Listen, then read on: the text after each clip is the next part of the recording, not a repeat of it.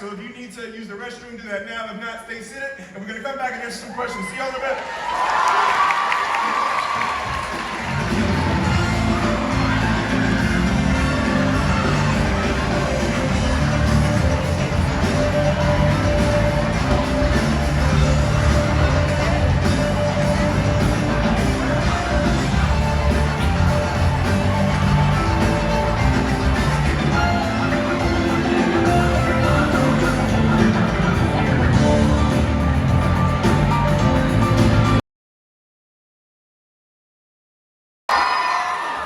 I said, what's going on, everybody? If you had a good time, let me hear you say, oh yeah. Say, oh yeah. Say, oh yeah. Hey, can I just say, y'all are hands down the best audience we've had all year so far, y'all. Thank you. Seriously. Make some noise for yourselves. Y'all were so engaged. The whole way through. It was great. So as I said earlier, thank you for rocking with us, and welcome to the official. All right, if you're gonna listen, you gotta listen now.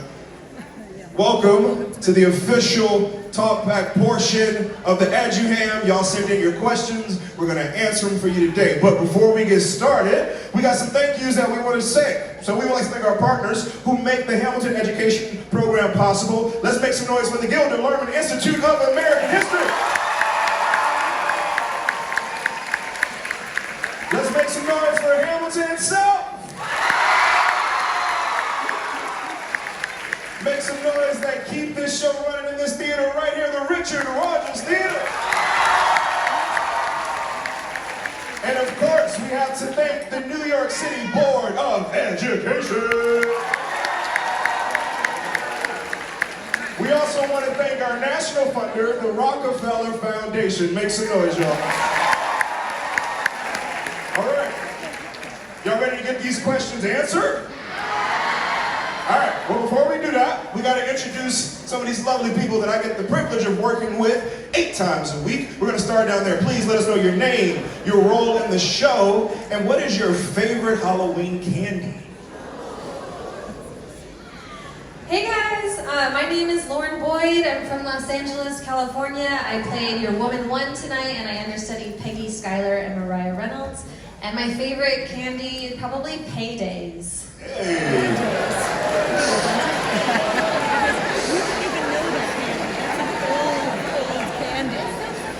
Hi everybody, my name is Mark Dela Cruz, and today I was Lafayette Jefferson.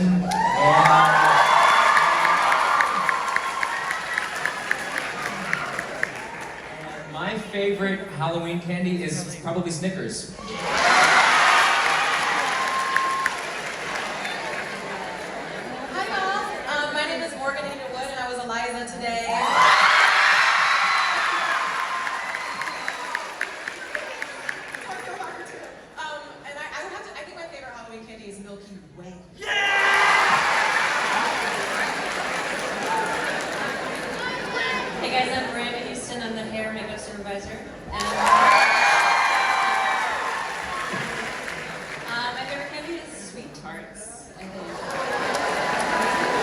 Y'all don't know what that is, huh? Hey y'all, my name is Jacob Guzman. I played John Lawrence Philip Hamilton. My favorite Halloween candy has gotta be some sour Skittles.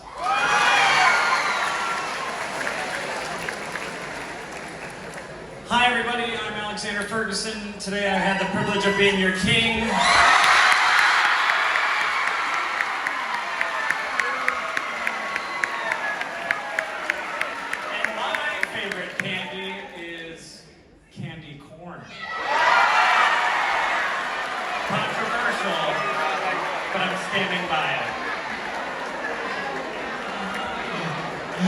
Hi, my name is Jonathan Butler, who plays this. Thank you.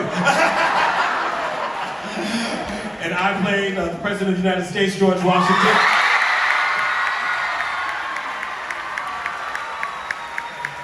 And my favorite Halloween candy is Nerds Gummy Clusters. I'm on that mood. And what's going on, everybody? My name is Everett R. Stanley.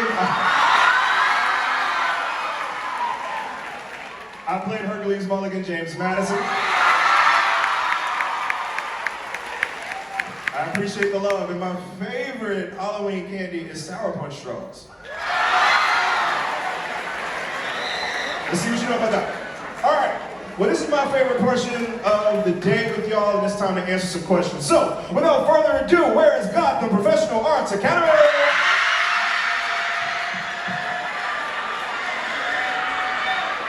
Hey, I ain't gonna hold y'all. Y'all were lit the whole show. The whole show. You two crying and everything, that's great. All right, so they want to know, how have you built community in this production? What pre-show ritual or preparation do you do that the audience wouldn't know about? So how have you built community within this production, and what are some things that we do before the show that, they want to know about? Well, Everett likes to lead a dance party in the stage management office sometimes. Oh, I do. And that is a great spirit builder for everyone that passes by. I do. Yeah, like for instance, this is a different kind of week for us because we get tomorrow off, but we have to make it up on a 5-show weekend. So we have a show Friday, 2 Saturday, 2 Sunday. And 5-show weekends, especially with this show, can be kind of tough. As you see, it's 3 hours and we do a lot in the show. So, spirits get kind of low, we get a little tired, so we blast some music in the office, and then we do like the electric slide or whatever, and we get it on. Get it on. JBD, what do you do? JBD is our man 6, and he also covers Mulligan Madison. He covers Washington, as you saw today, fantastically. Like, what do you do before the show to kind of get ready? What's some things that you do? Well, my favorite thing to do to make sure I'm vocally ready for the show is a pre-show milkshake. He's so serious. I'm 100% serious. I can hear all the vocal teachers whirling in their graves. But theaters are famously dry, and a nice milkshake will counteract that. And I'm telling you heard it from a guy on Broadway, I promise you. A pre-show milkshake will do you right. Yeah, all right. All right. Jacob, go for it. Yeah, I think we have a really awesome community here on Broadway. I toured a couple times. I just recently came off the international tour of Hamilton. And it's really cool and it's really awesome to be in different parts of the world. I was mainly in Southeast Asia, but when I came back here to this company, it's like, this company has known each other for so long. We've known the hair people, the costumes, the crew, the wardrobe. It's like we know everybody, and it feels like a home when you come here because you get to see these people 8 times a week, and you get to create those connections, and you get to oh, hey, thanks for doing my hair again for the 8th time this week. You get to see these people, and you really get to connect, and I think one of my favorite pre-show routines is honestly just seeing people and being like, what's up, how are you today? We're here, let's do this. Just seeing each other is really, really nice to feel grounded and connected. And we have a little fist pump moment a couple times. We do to start the show. I say, all right, Lauren, let's do this. Fist pump. And Yeah, it's lit. And then also just because, I know you guys are asking how do we build community. So Halloween, as you know, is tomorrow. And we did a whole thing last Saturday where we created our own haunted houses or our presentations within the theater. And today we're going to meet, after we get through hanging with y'all, we're going to go meet downstairs and kind of figure out who won these competitions and eat together and just kind of hang out. So we do have ways that we kind of, keep family together around here, all right? So where is George Washington Carver High School for the Science? I see you. What's up? They would like to know, aside from the performers, and this is one of my favorite questions, so thank you for thinking about this. Aside from the performers/actors we see on stage, who are the other people that help to make a show a success? Brandon, please introduce yourself, let us know, because you are one of the most important people here. Yeah, there's a lot that goes on backstage to make this all work. We've got lighting, carpentry, we have sound, musicians, we have the spot operators up in front, we've got wardrobe, hair, the list goes on. And without everybody backstage, it wouldn't be possible to do what's on stage. We have a lot of fun backstage. We do. 60 wigs that we have to put on and off people, and this one here. And I can't let this question go by without also giving a large round of applause to our security, to our ushers, to our house manager, to our line coordinators, stage management. There's so many people that you see that you don't see that makes us go, like we have a whole orchestra down there that keeps the thing going. Like there's a whole lot of people, and Brandy is such an important aspect to what we do here because as you see, there's a lot of wigs, there's a lot of hey, we have to keep our looks a certain way, and she's on top of that, and everybody from costumes, like y'all don't even see how small backstage is, but we are cramped and costumes are just everywhere, and this show is such a machine. Like they make sure that we're all able to go. So thank you for that question. It takes a lot of people to make this happen. A lot. Yeah, thanks so much. All right, where is Port Chester High School?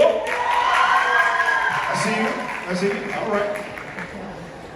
They would like to know, is there a part of the show that speaks to you on a personal level? How do you connect with the show? Mark, let's hear from you, bro. There are so many parts of the show that speak to me, and I feel like it changes a lot depending on what's going on in my life at any given time. But I think one that always speaks to me is the very end of the show, who lives, who dies, who tells your story. I think that theme of thinking about your personal story and what is the mark that you want to leave onto the world and how do you want to be remembered. I think that is something that always gives me pause and something that I think about, and I love the fact that it's a chance to incorporate the audience into our show and to ask you who sat through the show for 3 hours to think about that for yourself, also who tells your story. So yeah, I would say that's the one that kind of keeps the engine going of inspiration for me. Yeah, that's beautiful. That's beautiful. Morgan, what about you? How do you, yeah, make some noise for that. That's good. Morgan, how about you? What are some things that hit you on a personal level, and how do you connect with the show? Because you do fantastic, that's all I'm saying. I appreciate I mean, is she not great? Like, come on, y'all. He's a bit biased. There are so many things, both fortunate and unfortunately, that I connect with Eliza on a very personal level, if I'm speaking from that perspective. Of course, I think the show itself is such a universal story that we can all connect to in some way, but I think her highest highs and her lowest lows I've been through in my personal life. I'm actually the oldest sibling in my trio of siblings that I have, but playing the middle sister is fun. I can kind of connect with how my brother might feel in that positionality. I also just love so much, like, falling in love is so fun, and that's one of the most joyful, like, peak moments you get to see of Eliza's joy in the show. So singing Helpless every day is so fun to do, and just kind of like feeling completely just reckless in your abandon and falling in love with another person. And then of course the low lows. I think, you know, unfortunately, as we've all experienced both, you know, grief and betrayal, hopefully not too much yet, y'all, but like it's a lot, and it's a very cathartic experience to tell that story from a perspective that I sometimes understand a little too deeply, but the show helps me heal those perspectives on my own time, so it's pretty special. Yeah. All right, where is Crystal Ray, Brooklyn High School? Love. All right, they would like to know, what is the best part of being a Broadway actor? JBD, what you got? Man, the best part about being a Broadway actor, I would say it's getting to do performances like this for all of you guys right here. And I mean that because so many years ago, we were all you. We all got to sit in theaters just like this, and we got to see performances that really touched us and really shaped who we are as people. And I really enjoy being able to be that for the next generation of artists and actors and designers. And I take that very seriously because, like, we want you here where we are one day. And we want this whole thing to be going in 20, 30 years. We want to be sitting out in the audience watching you guys fly. So I really enjoy being able to share what I do with you guys. I hope you are inspired by what we get to do, and I hope you guys carry on what we get to do into the future. I love that. Yeah. Anybody else want to share how they feel being Broadway? Yeah, Jacob, go for it. Honestly, simply for me, it's like I get paid to do what I love every day, which is pretty special. Not everybody gets to say that. I get to be up here and like either act a fool or like you know, within the scene, of course. You know? But like, you know, I get to dance, I get to sing, and I get to act every day, and I get paid for it, which is pretty incredible. So I feel very blessed for that. Yeah, it's very good. All right, where is Brooklyn Studio Secondary School? All right, I see. Does performing 8 shows a week ever feel like a chore or unfulfilling? If so, how do you move through it? Lauren, I want to hear from you about this one. Like, how does it feel doing 8 shows a week? Does it feel like a chore and unfulfilling? And if so, how do we maneuver through that? I mean, every day is different, like Mark said, that, you know, sometimes we have really exciting, beautiful days and we come to work and we just want to be outside because it's sunny, but we have to be in a dark theater. But I honestly, no, I don't find it boring. I come to work and I always, there's always something new to hold on to. I always make sure to go to the stage door and sign afterwards because I was one of those kids. And just knowing in my brain that this is someone's first time seeing the show and it's someone's last time seeing the show. So just having that in the back of my mind just kind of reinvigorates me in knowing like I have to show up present and present for my castmates, present for myself, present for you guys out there 8 times a week, and that's my job. So when it does feel like maybe I feel a little tired, a little bit, you know, it feels like a little monotonous, I always try to find something new so that I can give you guys the same performance that I gave the first time I performed this show. So. Yeah, and it's, yeah. And just by a show of hands, because you mentioned it, and now I'm curious, how many of y'all, this is your first time seeing the show by a show of hands? Wow. Wow. Yeah, this is why we do this. This is why this never gets boring. This is why this is not unfulfilling. Now, we'll keep it a buck with you and be like, is it a job? Yeah. And you know, that's the thing. But because of y'all in the show of hands that we just saw, that means a lot to us because as JBD has said, as Jacob has said, as even Lauren has said, like, we've all been y'all at one point or another. I'll never forget my first Broadway show. How many of y'all, this is your first Broadway show? Yeah. Now that's amazing. That's amazing. Yeah, make some noise for yourselves and your teachers for making this possible. This does not happen very often. That's amazing. Yeah, that really, yeah, that hit a spot in me, yo. That's great. All right, where is Energy Tech High School? That's all right. We send love up to the balcony too. We got you. What is the hardest part of working on a show like Hamilton? Ferguson, bro, Alex, let's hear from you. What's hard? Hardest part? Hardest part about working on this particular show? There's a lot of lifting things above your head, and some people do it more than I. I'm in the ensemble full-time normally, and I lift a lot of chairs and tables and coats and hats and all the things that just add up over time. So I think that body maintenance is one of the hardest parts. We're blessed with having physical therapy between shows and before shows when we are really falling apart, and they help us get ship-shape, ready to do the skit again. But taking your own routine seriously outside of the building is very important. And I was going to add to what makes it not unfulfilling and it makes it so fulfilling is that also having a life outside of the building. It's very hard when you're doing 8 shows a week and half your prep is to come do the show because you have to warm up your body and mind and voice. So by the time you've gotten there, half your day is gone, even for a 1-show day. So it's important to wake up early, have those mornings, go for a walk, enjoy yourself, you know, be a human. And I think that for me is what makes it not so hard, but body maintenance is, ooh. No, that's word. Make some noise about it. That's honest. All right. Well, listen, those are all the questions, but one thing that I love to do before we, you know, I know, we gotta go. But one thing that I like to do and leave y'all with are a few words because, you know, there's a lot going on in this world and it's a crazy year and everything like that. Normally I do 2 words, but family, we're gonna give y'all 4 today. So, we're gonna go down the line and if you could leave these beautiful, beautiful kids with 4 words of encouragement, what would it be? Lauren, we're gonna kick it off with you because you're always the longest one. Go for it, baby. 4. Count them. Okay. Work harder out of your job. Girl, that's not. She does this every time. Okay. That's good. All right, Mark, what about you, bro?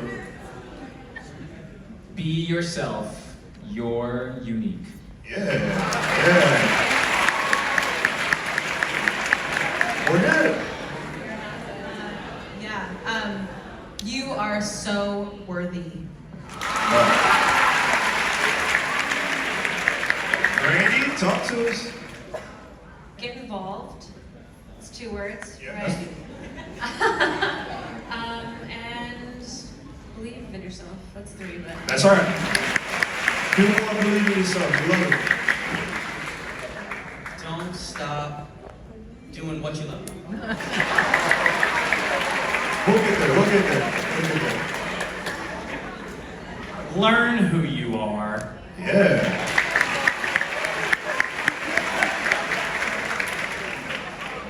Train hard, have confidence.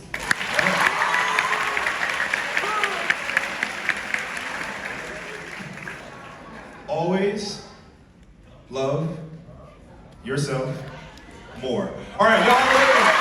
We appreciate